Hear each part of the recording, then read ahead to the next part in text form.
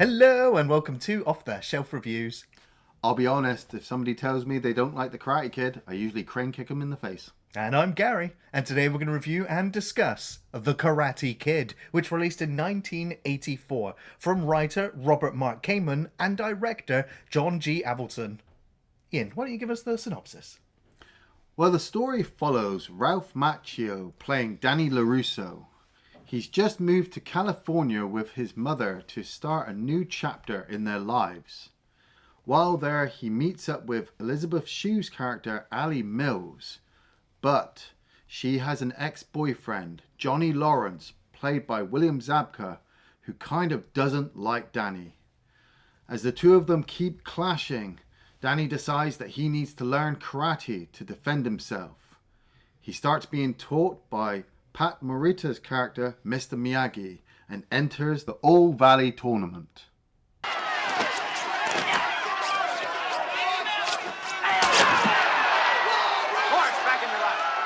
So this film came about when producer Jerry Weintraub read an article about a small child who was bullied, who then went and got martial arts lessons in order to be able to defend himself against said bullies. The idea for the film was presented to Mike Kamen, the writer. He was just like, when I was a child, I was bullied. I took martial arts lessons and then went into the tournament to beat up said bullies. Right. So I'm like, okay, so a true story being coupled with a writer who has the real experience of going through this, then putting it into a film, and then becoming one of the greatest hits of 84 and one of the highest rented films of 1985. So, life imitating art, imitating life kind of thing there? Yeah. Yeah.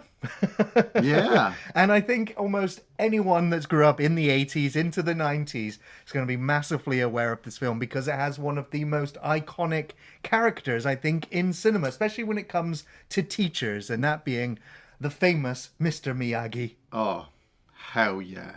Like, this guy got everywhere. If you didn't see him in the 80s in the Karate Kid movies, you know, you saw him in the 2000s in the Alien Ant Farm, Right. Music video. He got everywhere, and like for me, that was the first time I saw him.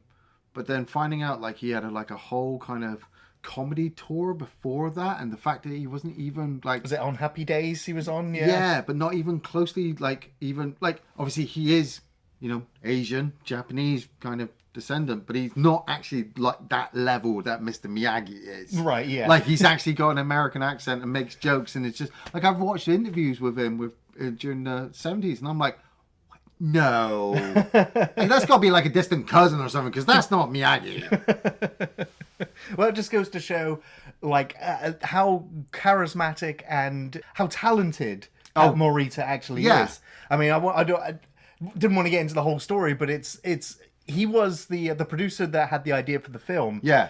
Specifically said never hire Pat Morita. No. He is a comedian, and this is a serious role for a serious actor. Yeah. So don't even audition him. Yeah. And then after all the auditions, they were like, we still haven't got a Mr. Miyagi. We can't get hold of him. Well, that's it. But I read like he'd gone in there and he tried like 2 or 3 times, and they just kept saying no. So then he went off, grew the beard, Yeah. put his hair back, kind of looked at like his granddad or something. That's right, and kind yeah. of picked up the accent and went in. And then I'm like, yes, exactly, because the But producers would same have seen in producer America. Looked at him and went, who's that? Yeah. And they were like, that's the guy you said you didn't want. Yeah. And he was like, oh, I'm going to eat my own hat. He even went on to say, like, he apologized to Pat Morita and went, I think I was about to make the biggest mistake in my career by not hiring you. Yeah. And, well, look how it turned out. Just absolutely amazing. And the same could be said as well for Ralph Macchio. Like we were saying before we turned the camera on, like he's what, 23 in this? 22, I think he was. 22, and he's playing like a 16-year-old, which obviously it becomes the thing with TV shows and movies, especially from America, that they go, oh, this 40-year-old is a 12-year-old. But it's the fact that Ralph actually looks like he's 16. He does. He's really scrawny. Yeah. He's very... He's got this attitude as well that works well for people of that young of an age group. It's like... He's trying to be respectful, but if you're not respectful to him, he's going to give you mouth. He's going to start talking back to you. But, this movie, obviously, like, we don't want to make this like a 3-hour video of us just gushing over this movie. So we're just going to crack on. Like, it starts with Danny and his mum you know, making the drive from New Jersey to California. And it's like, sorry to easily just go on a tangent already, but I've just started. But after watching all 6 seasons of Cobra Kai, which obviously follows on off the back of this movie and its sequels, going back and rewatching this movie and this opening sequence just kind of eases you in on this journey that you're following with Danny, with his mum. And as a kid, when I was younger, I was there with Danny. But now I'm older, I can see it through the eyes of his mum. You know, I wonder why they're moving. Where's Danny's dad? Better job prospect. Well, that's it. But they don't mention about his dad if he passed away or anything. You know, it's not one of those movies where he constantly is looking at the picture of his dad and wanting to follow in the steps of his dad. We don't hear that like the dad was an alcoholic, drug addict, in jail, whatever. It's literally Danny and mum. Yeah, yeah. Yeah, and they're going to California for Mum to start a new life, a new career. Yeah. And of course, for Danny, it's a case of new school and new friends and being the outsider. And I have to say, like, he has like the friendliest neighbor. Yes. Straight away, he's like, "Let me help you with your stuff. I'm going to invite you to a party. I'll help you to your new house." Yeah, but isn't the old woman the woman with the axe from In the Mouth of Madness? Yes. Yeah. I'm not going to go there. Like, But Danny is soon tasked with going to find the repairman of the building complex, and he's asked for directions, and he makes his way in there. And I love how he just walks in, sees Mr. Miyagi, who said something, and he kind of like backs out. He's like completely intimidated and scared by him. Yeah, it's a great introduction. Well, it's that shot, isn't it, of him with the chopsticks, and you're like I'd never seen it before in any movie up to this point, and I was watching like kung fu martial arts movies up to that point from the 70s. But the fact that I see this guy with these chopsticks trying to catch a fly, it's like, oh, mystical. Yeah. You know, like that's some Pai Mei shit, like right there. And he explains to Mr. Miyagi about the broken faucet and stuff like that. And, you know, like we said, Pat Morita, you know, Mr. Miyagi has this great dialogue back and forth where like he's always speaking in riddles. Like he knows the answer and he says it before the person even knows. When are you going to repair it? After what? After. It's just the way he delivers his lines. Yeah. The way he's so stoic and so intimidating and threatening almost. But the funny thing is, like I've worked with obviously people who have that kind of. It's not like a language barrier, but it's kind of like a thing where he's not being rude. It's just kind of his tone and the way he's delivering himself. Like, oh, we'll get to it after. Look, I'm on my break. Give me 5 minutes, man.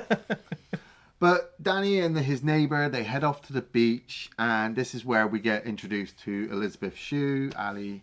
They have an instant meet cute on the beach as the proud parts in the eyes lock. I'll be honest. It's Elisabeth Shue. Right. Like, now, Elisabeth Shue was actually at Harvard University when the script came to her, and she's like, "No, I'm studying. I'm at uni. But, this script's actually pretty good. Yeah. All right, I quit uni for now. I'll come back to uni. I'm going to come do this movie, then go back to uni." So, yeah, she dropped out of school temporarily just to be in this film. God, and she is stunning in this. She is like one of those 80s teen heartthrobs. Yeah. Like, I'm pretty certain, I should have checked my notes, but I'm pretty certain it's her in Adventures in Babysitting. It is, as well. Yeah. It is. I fucking love that movie. Yeah. I fucking love that It's another one I'm movie. surprised we haven't got to yet. You know, so like Elisabeth Shue, like, oh, this movie's got Elisabeth Shue, and I'm like, done. Just go away, thanks. But this is also where we get our first introduction to Johnny Lawrence, played by William Zabka, and him and his group on their bikes. What was it about dirt bikes in the 80s? Like, cool. I know. BMX and dirt bikes, man. Like, I was lucky if I got a BMX. Right. You know? But man, everybody's riding around on these things, and he drives down. Now, seen this movie like a million times before Cobra Kai, and then watched Cobra Kai, and then come back understanding the Johnny Lawrence character a bit more. And there's a brief moment where Ali sees the lights on the hill, knows who it is, kicks the ball away to kind of protect Danny. Yeah, absolutely, yeah. And then Johnny comes down. And so I love that little bit of interplay. Yeah. Like, you know, Ali's been broken up with Johnny for a while. But a couple of weeks. Yeah. Okay, a couple of weeks for teenagers. Like that's like eternity. It's the whole summer. Exactly. It's the whole summer. For Johnny, you know, he doesn't want to give her up. And he even says this in the later of the series that like one of his biggest mistakes was was losing Ali, but he would go on to have a better relationship. But he is a bit controlling. He's got a douchey attitude. Where does this all come from? We don't know. He's the typical bully in this situation. But I gotta give it. Danny does whack him in the face. Yeah, Danny is the instigator in terms of the violence, but he is not the villain of the piece. No, that is true. But what I love about this movie, after seeing it multiple times and then seeing it from like multiple different angles, is that as much as I initially hated Johnny when I was younger, because obviously he's a bully and everybody hates a bully, when you're older, you then notice, like we said, when he's on the beach, he's picking on Danny, but he's not doing anything harsh. He's just tripping him up. Yeah. He's a bit jealous. Ali's interested in this new guy. He doesn't like the new guy. You feel for Danny because he's the outsider. Maybe you've been the outsider too on a situation, and you don't want to. But going back on that tangent as well, I'd just say that something Mr. Miyagi says later in the film, imparting more wisdom, where he's like, no such thing as a bad student, only a bad teacher. Yes. So that immediately exonerates Johnny in the eyes of, well, everyone, if you're paying attention to and learning from Mr. Miyagi yourself. Yeah, well, that's it. And it's also, I like to think as well, it's like, it's not just teacher as in sensei type teacher.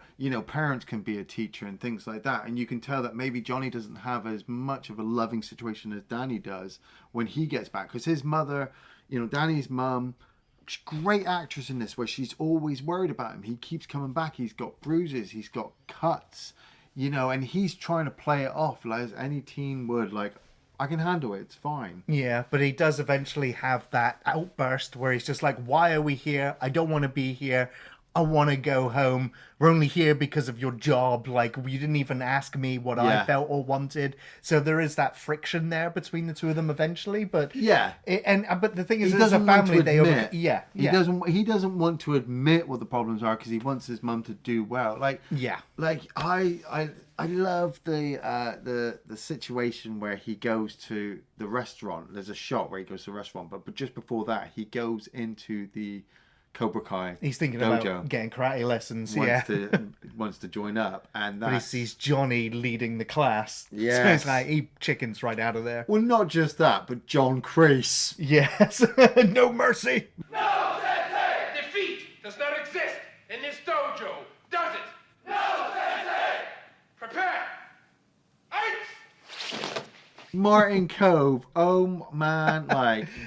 Now, this is another guy as well who almost, he was sort of tipped off by the director, like, we probably want you for this part. Yeah. But, like, you need to wait until we do the auditions. So Martin Cove was like, all right, fine. And then a script came in for Martin Cove and he was like, no, I'm passed. I'm waiting for this other one. Then another job offer came to him. He's like, no, I'm going to pass. I'm waiting for the Karate Kid. Yeah. Another week passed. More offers came to him. Do you want to do this film? Do you want to do this film? And he's like, no, I'm waiting. I'm waiting. I'm gonna do the Karate Kid, and then another week passed, and then he finally got the call to fly over, do the interview, do the audition, and he said that he was so pissed off the way he'd been waiting around, that he's already lost out all these job opportunities, that he just gave this really mean audition. Yeah, and he even bollocked the director as well for wasting his time, and he was hired like on the spot. They were like, bring that energy to Kreese. That's what we need. Yes, and like you see, he is so intimidating in stature. When he walks past and you see the Vietnam memorial there as well, you're like, man, this guy is business. Yeah. And I always loved that as well, because when I was a kid and when I saw that, you're like, oh, war hero, he's got some stories, he's seen some shit, so on top of that, and I know we keep jumping to it, but we can't help it because we've got it as source material to use. Once you jump into Cobra Kai and you learn all the backstory for Kreese and where he came from and what he's been through and what he's learned, when you go back and you watch the Karate Kid, you're like, once again, nothing but a bad teacher teaching a bad student, and now he is the teacher teaching the Cobra Kai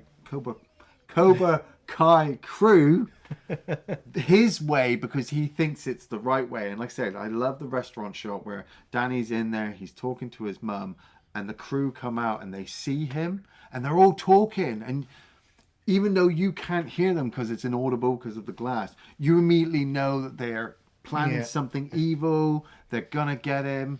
What I also love about that shot is that most film studios or sets, they usually get to lock down, public Yeah, yeah. roads and stuff when they're filming scenes. Yeah. They couldn't No. close down this road. It's the 80s, mate. They didn't. Well, I mean, they still do in some parts, but they didn't. And so all the traffic and all the people moving around in the background are real. So when you see them crossing the road and dodging traffic, Yeah, that was yeah. real traffic. So yeah. Yeah, that's it. I love it. I mean, it cuts to night and Danny's on his ride home and the bikers come up behind him. They grab him. They ride him down the hill and he injures himself again. And this, like Gary said, is when he has his outburst with Mum and he throws his bike into the bin. He's absolutely had enough. He's real pissed off. But he wants to support his mum as best he can. And Mr. Miyagi hears this. Yeah, he just literally comes out, doesn't he? Just a like little nods peek. and then goes back into his home again. Yeah, and he cleans up Danny's bike and he gives it back to him. And I don't know, when I was younger, I thought like the whole love story interest stuff between Danny and Elisabeth Shue did kind of drag along a bit. But now that I'm older, I actually do really like the build-up because he wants to chase this relationship with Ali, Yeah. but he can't because Johnny's obviously there. And she wants to obviously have this relationship to him because, it's the way the story's supposed to go. But he keeps pushing her away, and even her friends are there like, I don't know what she sees in him. Yeah. I will admit, like, on this rewatch, like, Danny LaRusso is very creepy sometimes when he's in Ali's company. Now, I'm just going to put it down to the fact that it's that awkward teen romance, like It's the 80s awkward, writing as awkward well. conversation. But yeah, it's like the way that he kind of leans on her and the way that he brushes her off sometimes. It's like it feels just very off. And I'm like, I also sometimes don't know what she sees in you because you're not always your best when you're with her. No, but like I said, I think it's 80s script writing. He's the good guy. He's got to have a love interest. They didn't want to probably give too much to Elisabeth Shue's character because then that detracts away from the Danny character. The focus has to be on her, Danny and Johnny, which is then obviously causing more of the friction because Johnny just he's either there blocking the path so Danny has to go home a different way. Yeah. Or he's jumping him and things like that. Like when we get to the Halloween a school party, like Danny doesn't want to go. He started to make his friendship with Mr. Miyagi grow. They bonded over the bonsai tree. That's right, yeah. Beautiful sequence. Yeah. It's the only sequence in the film as well where Danny's mum and Mr. Miyagi have any kind of interaction. Yeah, well, yeah, that in the end. Yeah, well, they barely look at each other, though. She just kind of gets pushed away. Well, yeah, our son's in a tournament and he's been hurt. But spoilers. Yeah. She's probably like, oh, you're playing with this old man in his basement. This is what we moved away from New Jersey for. Literally, it's followed us here. Oh, he's giving me a tree. Thanks. We live in fucking California. Where's the palm trees? No, like she loves it. It's the build up that aspect, like he's old and experienced and respectful. If you're going to leave your child with anybody, this should be the man. But he, Mr. Miyagi says to Danny, why don't you want to go to this party? And Danny's just like, look, I want to be invisible, I don't want to be seen, I'm trying to avoid any trouble. And I love it that you can see the stuff in the background, The shower stuff. The shower stuff, like, oh, if you could have an outfit and not be seen, and then boom, he's a shower. Yeah, he's at the Halloween disco and he's got the shower curtain. I was like, that's great. It's great. And Ali, even though she hasn't seen him for a while, she even admits, doesn't she? Like, you've been avoiding me, I haven't been avoiding you. But she's immediately there, like, here's a flower, I love you. But he doesn't come in too early for the kiss. They're still kind of bonding. Yeah. Which is nice. Yeah. They're not rushing it. But then he gets an egg on his head. And he needs to take a little bathroom break to tidy up. Yeah. And while he's in there, he realizes that Johnny is in the end cubicle, and there just happens to be this hose. Well, yeah, Johnny is trying to roll something that he shouldn't really be rolling, but it's the 80s, Danny. It's a good job he's not in a horror movie, otherwise, Like that would have been like the perfect moment. I know the movie's not going to do it, but it'd been a perfect moment if Danny was just like, hey, here's a lighter, can I get a sec? I wonder if that was why the reason why this film got a 15 rating in the UK when it came out. Yeah. Probably that little moment there. I'll be honest, when I used to watch this on TV, you didn't actually see that. Yeah, it was cut before, wasn't it? Yeah, you never saw Johnny down, licking the rollie and whatnot.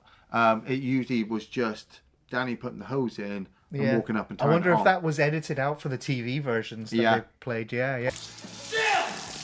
Hey, man, watching from a social what?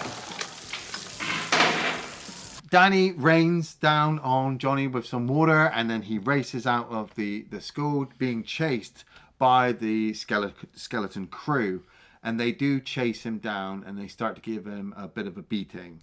And this ultimately is the biggest turning point of the movie, where Mr. Miyagi jumps in to save Danny. Yeah, and it's a fight sequence that lasts about 9 seconds, and he takes them all out. It's like, it's over. I was like, that was awesome. It's definitely not Pat Morita doing that sequence. No, it was actually Pat Morita's stunt double that did that sequence, who was also a martial arts master who helped teach and choreograph some of the fight stuff. Yeah. But he was doing those fights with the actual Cobra Kai actors. Oh, nice. But the Cobra Kai actors weren't basically cutting it. Yeah. And then they started to complain to the director that the stunt double man is actually hurting them physically. Yeah. And so they had to do more takes, and they were too battered and injured to keep doing the takes. Yeah. So the guy that was the stunt double was just like, look, get rid of your actors. Yeah. Let me bring in my students from my karate class, and we'll do this in one take, guaranteed. Yeah. They won't complain. Yeah. So the director was like, fine, bring them in. Yeah. They brought him in, did the shot in one take, done. It's amazing. That's how they do kung fu movies, Phil. Yeah. You do not get a one-time, first-time actor like William Zabka, who's done none of this before, to take on a black belt karate martial arts master. Right. He's gonna get hurt. Like fucking Keanu Reeves had to train for like 2 years before he started taking on all of his fucking stunt doubles. Anyway, Danny wakes up being healed by Mr. Miyagi, and is really impressed that Mr. Miyagi has these skills. He wants to learn karate and things like that. Was this the first use of the palm warming healing? No, that's when his shoulders hurt. That's right. After the sanding. Yeah. But he was using like the cloth that smells bad and other things to kind of heal him. And Mr. Miyagi convinces Danny that he should confront the bullies and he should confront their teacher. But where the bad teacher, bad student kind of line comes from. But then Danny kind of flips it around and says, well, thanks for dropping me in it. I'm not walking in there on my own. That's their turf. You should come with me. And convinces Mr. Miyagi to come with him. And oh man, this sequence. Yeah, it's the showdown of titans. Like that Pat Morita, Mr. Miyagi is able to stand there just looking up at John Kreese, who's really intimidating. Yeah. Martin Coe's really doing his best to look down, but you know in your heart of heart that if they really threw down, Miyagi's got him. Yeah. Absolutely, yeah. That's how you feel, and that's like the love that you have already garnered for Mr. Miyagi as well, because he is a caring, compassionate kind of stand-in father figure for Danny. So you feel his protection and his love coming through, and you know that he would defend him. And it's the fact that when they're leaving afterwards, after the confrontation, Mr. Miyagi backs out. He doesn't turn his back to Kreese, and he pushes Danny first, and keeps him protected. Walk behind me. As a ward. It's like, it's a beautiful moment. But yeah, it's a great confrontation where Mr. Miyagi's like, look, I've solved your problem. In 2 months' time, you'll have this tournament and it'll be settled. And in the interim, they won't beat you up. So yeah. I love that. He just turns to Kreese and it's just like, I'll train the boy. We'll meet you at the tournament. But until then, none of your students can touch him.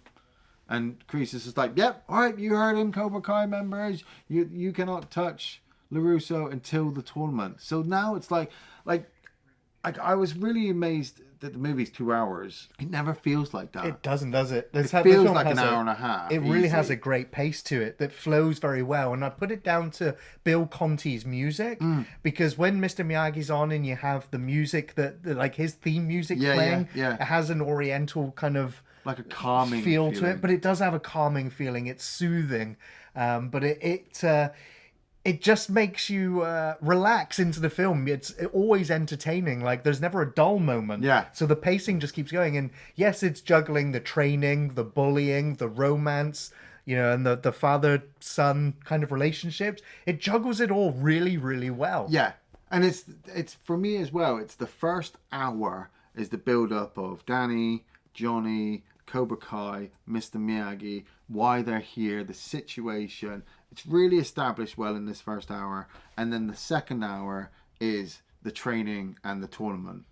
And where a lot of movies after this, like Rocky did it. Like Karate Kid is basically Rocky for karate. Well, it's the easiest way to do it. And Rocky did the montages really well, but in a way they also kind of rushed them so that every other movie that came after that would go, we have to rush the montage to make it look cool because we want our guy to do some training and he's so biff. In this, they're like, nah, we can't rush it. You don't even know that it is a training sequence until later. Yeah. That was the real kind of twist to all of this, where it's like, come here, wash the car. And it's, if you don't know this, where have you been? Wax on, wax off, wax on, wax off. Wax on, wax off. Wax on, wax off. Hey, where these cars come from? Wax on. Detroit. Wax off. Yeah. That's brilliant. And so, yeah. Sand the floor. Sand the floor. Paint the fence. Yeah. Fucking. And so, yeah, it gets to the point where Danny's just like, look, Mr. Miyagi, you promised to teach me karate. All I've done is slave for you. I've painted your house, painted your fence, sanded the floor, cleaned your cars. Where's the karate? When do you teach me how to punch? See, what makes that bit so much more brilliant is the bit that comes before when Miyagi's just like, I will train you, but I am the teacher, you're the student, you do not question anything I say. And Danny's excited, like, yeah, you're going to train me, because he thinks he's going to be trained to fucking punch through blocks and stones and stuff. And I like to think that maybe Miyagi had that when he was younger with his dad, because he says, my dad was a fisherman. We knew two things on was it Okinawa? Yeah. You know, we knew two things, fishing and karate. That's it. So it's like his dad would have been like, I'll train you, but I'm going to train you my way, an easy way that you'll pick up over time. So he may have argued with his dad. And so when Danny's doing it, he's been sanding these fucking floors for hours. He's been painting the fence, both sides. Oh, yeah. Both fucking sides. Love that, man. Just like... And he's just like, you haven't shown me anything yet. What have you shown me? And Miyagi just, Daniel-san, here. Show me. And he ducks down twice, doesn't he? Yeah. Yeah. He's like, no, stand. And then just the movements from Ralph Macchio, from Danny LaRusso. He's developed all the muscle memory now of the wax on, wax off, brush the fence. These are all block techniques. Yeah. And so he starts blocking all of Mr. Miyagi's punches and kicks. And he's like, wow. But then he's like, now when do I learn to punch? And Miyagi's like, no, first you must have balance. So you don't have balance in all things, not just in karate, you'll fail. And so he takes him out on the boat. He's like, get on the bow. And Danny gets up and bows to him. He's like, no, don't bow, get on the bow. On the bow. He's like, have balance. And he just shakes the boat and into the water he goes. Yeah. Again, they film this at winter. Why do they always film these lake water scenes at winter? Because nobody's out there. Oh, right, yeah. And the light and the sun and all that kind of stuff. Yeah. But then we do get more montage stuff where we've got Danny in the water, in the ocean, trying to get balance while the waves are crashing against him. Practicing the kick. Whilst Mr. Miyagi's doing the crane kick on the block with the seagulls. So it's like the music, the cinematography, the imagery, all of this is just really captivating. Yeah. And it obviously the time just passes so well that when they walk into this tournament, Mr. Miyagi's like winging it as he's walking through. They're not even a real school. He doesn't even really have a belt. I mean, the whole joke about the belt. What belt are you? Yes, belt holder, $3.99. JP Penny. JP Penny. And so they're just walking in. You can tell this is why we have security issues nowadays. When in the 80s, they could just walk in with a kid and put them into a tournament. This was actually because I've seen this film so many times, but I never ever noticed this part where they ask what belt Danny is, and Mr. Miyagi's like, oh, he's black belt. Yeah. Realizing they don't even have a belt for him. Yeah. And so Danny's already gone off to go and get changed, and Mr. Miyagi's there with Ali. Yeah. And Mr. Miyagi leans over to the receptionist. Is like, no, that's how you spell my name. And he digs into the bag, grabs the black belt, and gives it to Ali, who walks off with it. And then there was another little bit that no explanation needed. But when Danny comes out with his gi on and she grabs the belt and ties it on him, I was like, she knows how to tie the belt because she dated Johnny, who also wears one as well. So it's like seamless. Nice. I was like, just little moments like that. I was like, this is so good. I love the bit where the guy says to him, look, only the coach can come to the mat. And Danny's just like, well, I need both of them. Why? Well, she translates for him and he starts talking to, Mr. Miyagi starts speaking Japanese, and Ali just makes stuff up. And then he goes, "You're welcome," as he walks away, and the guy just goes, "Oh, I just love it. I just absolutely love it." Yeah, yeah. We should also say at this point that obviously Danny and Ali have got back together after a mini breakup. Yeah. Where they were supposed to go on a date.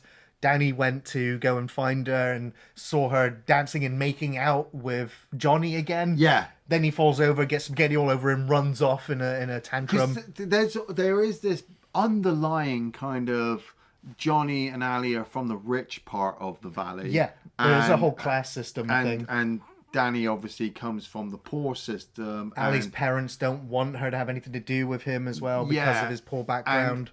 But I think what's really nice is that maybe, there isn't too much focus on it to I don't know, make Ali into a bit of a villain, because you never see her with too much money. She's not driving around in a flashy car. In fact, she just loves hanging out with Danny and his mum just because they're normal. They're not associated with all the money. Yeah. And it's the same with Johnny. Johnny is part of this class elite system, but you don't see him driving around in a... Well, you see him at one point with a car, but it's nothing too big. It actually plays off better in Cobra Kai when you find out that actually it's his stepdad who has the money, and that his mum married into it, and so Johnny was actually really depressed and pissed off, and there's like a whole thing going on. You should watch Cobra Kai. Yeah, and it was even at this point that the Zabka had the idea that Kreese was his mentor and his stand-in father. Yes. Because of the absence of his own. So he had all this backstory that he made up for his character anyway, and that would eventually become canon. Yeah, it's absolutely beautiful. And I like the easiness of the montage of this tournament, that we have to get through these fights, but at this point in the movie, we are just wanting Danny and Johnny to face off against each other, aren't we? We want Danny to fucking beat the shit out of all of them. So when, you're the best around starts kicking in, nothing's ever gonna get me down, you're the best around.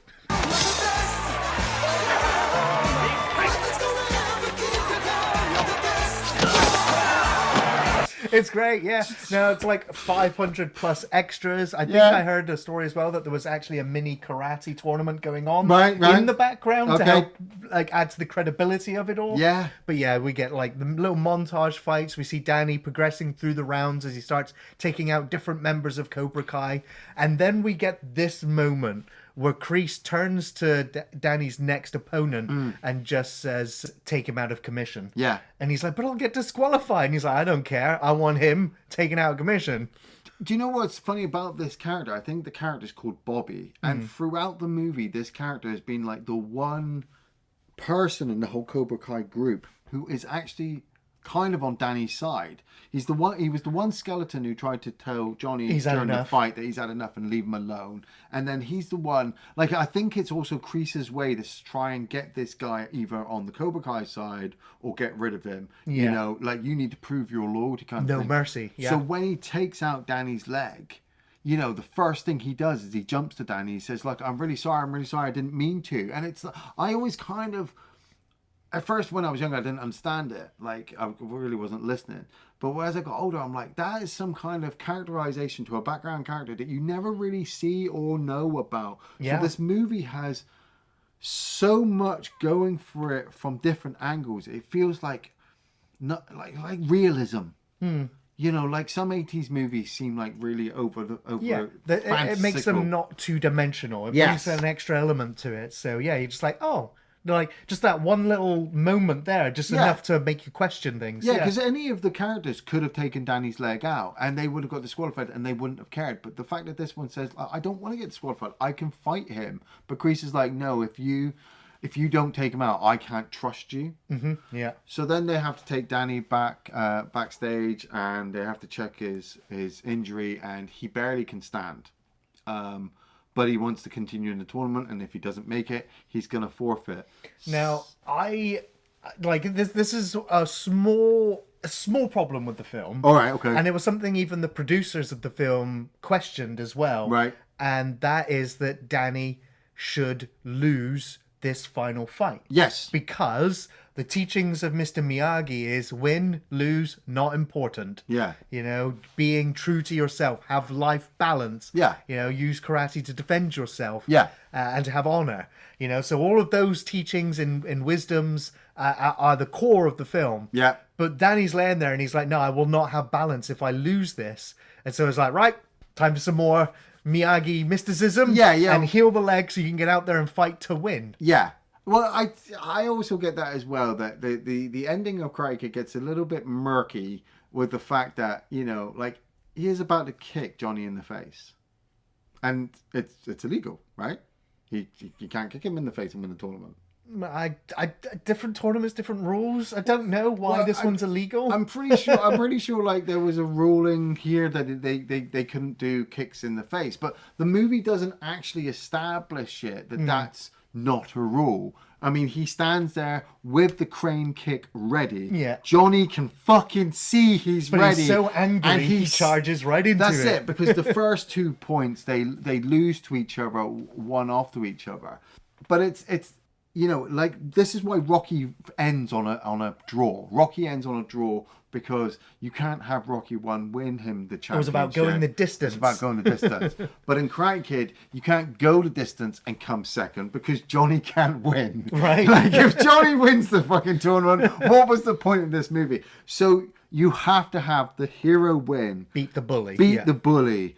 Get the trophy. Get the girl at the end. Yeah. And the ending happened with the teacher smiling like, yes, but I was going to say, I did it all. Exactly. It's the closed you know, the freeze frame on Mr. Miyagi. Yeah. It's like, that's the victory. Yeah, it's yeah. Mr. Miyagi's victory. Like, he's now got like a surrogate son. Yeah. You know, and he's imparted some wisdoms and teachings because he knows as well that Danny, I guess the main thing is that Danny didn't go out there now for revenge. Yeah. Because at the halfway mark of the movie, he asks Danny, like, what is karate to you? And what is it? And it's like a weapon. I'm going to get revenge on the bullies. Yeah, yeah. Mr. Maggie's like, that's not what it's for. And so I think he's also smiling because he thinks that's, you know, he's passed on his knowledge. Yeah. And of course the victory is so sweet as well. So at the same time, like, without looking at anything else that would come at the end of this movie, you know, the sequels or the TV series or whatever, when Johnny hands him the trophy, it's almost like Miyagi smiling because everybody's happy. You know, everybody in the valley knows who Danny is, so he's not alone anymore. He has his friends. Even though he's injured, he will heal, and that's the whole point. Time heals and all that kind of stuff. Even though him and the bully were fighting, they're probably going to train with each other. So at the end of this movie, it's the typical 80s real happy ending. Even Kreese is probably standing in the background going, okay, Danny, you got me. You're the good guy. Obviously, that doesn't happen because we know what really fucking happens. But it's just the image that, like, with most 80s movies, you could have, like Last Starfighter, you know, they gets on the ship and flies away. That's it. Yeah. There's no more war. no. Well, Ian, what were your favorite scenes from the Karate Kid? I think I just fucking went through them, didn't I? I think so. No, like, I could list the entire movie, but I don't want to because I also feel that kind of maybe cheapens my feelings towards this movie because I love this movie so much. But on a technical level, the restaurant shot, the camera shot with them sat in there and everybody in the background, like Gary says, real traffic, real pedestrians, actors in the street. Absolutely love it. I just think it's a beautiful moment between mum and son. That is going to obviously escalate to an argument and things like that. But the director just knew, like, if I can capture this shot, if I can capture them there, I establish this happy family moment. My second favourite scene, and like I said, I could do the entire movie, but I'm not going to. I love it all. My second favourite scene is the drunk Mr. Miyagi sequence. Nice. We didn't actually talk about it. It's a brilliant sequence, but I'll briefly go over it, where Danny comes back after his little date with Ali, I think it is, and he's really happy, and he comes back and he finds Mr. Miyagi, who's drunk. He's not celebrating, but it's the anniversary of his wife's death, I think it is, or I don't think it's his wedding anniversary. And Mr. Miyagi is drunk because his wife died towards the end of World War II while giving birth to his son, who would have been the first Miyagi born in America. And he was serving, Mr. Miyagi was serving in World War II in the American forces and was told that... He got the Purple Heart as well. Yeah. Yeah. He's It's a like hero. the highest medal you can get. Yeah, but the doctor just didn't come. his wife and son died during childbirth.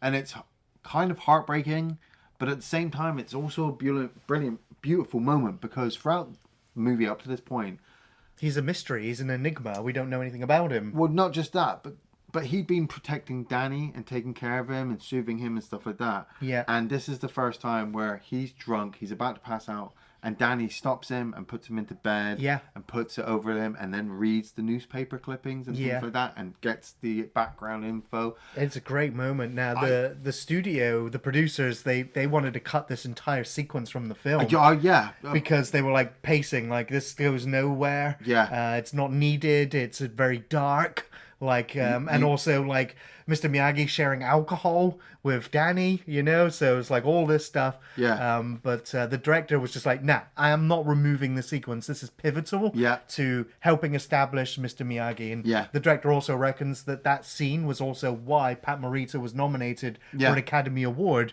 that year for because of that sequence. I absolutely love that sequence, and I know it might offend some people, but I'm going to be honest.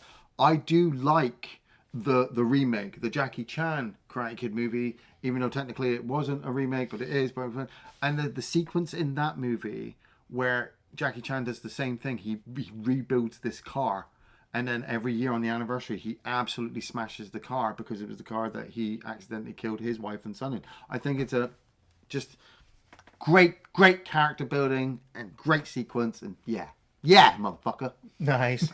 Yeah, and almost every favorite scene from this movie has Mr. Miyagi in it. Yeah. One of the most memorable for me is catching the fly with chopsticks. Yes. And of course, Danny catches it on like the third attempt.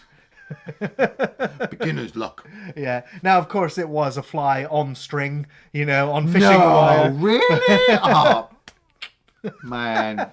There was Still. Great moment. I loved Mr. Miyagi's first introduction, where Danny first walks in there and then kind of gets intimidated and closes the door again.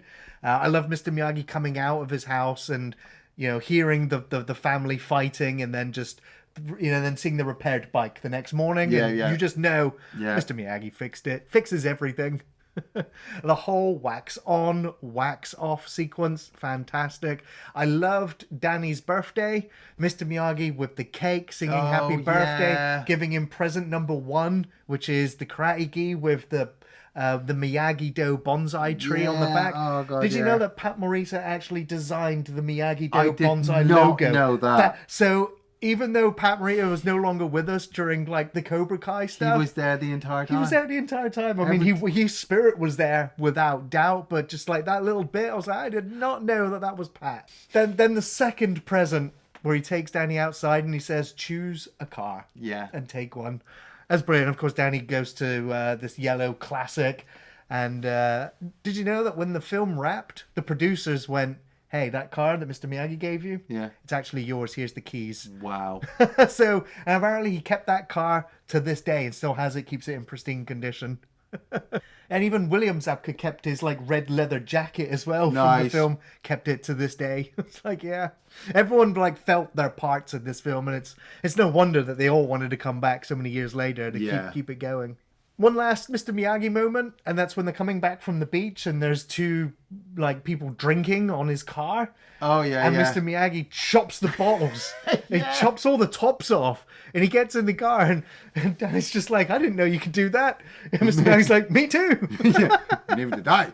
Yeah. Great, just so many great moments. And I guess I'll leave it on Mr. Miyagi laughing once Danny's gone off the boat and into the water. Just his infectious laughter. Brilliant. Love it. Oh, Daniel, sir, you all went behind here.